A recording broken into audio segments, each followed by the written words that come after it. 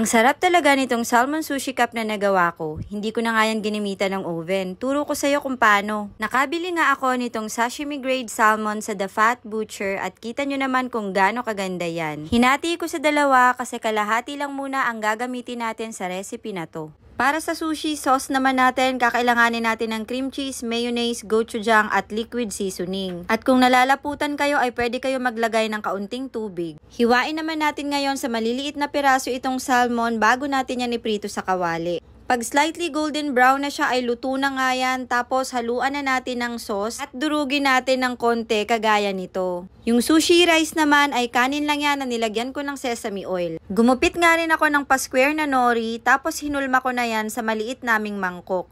Naglagay rin ako ng kaunting kanin, yung salmon mixture natin, tapos nilagyan ko pa ng kaunting sauce. At para naman may design, nilagyan ko pa yan ng mayo sa ibabaw tapos itong dinurog na nori. At ayan na nga ang ating salmon sushi cups. Kain na tayo!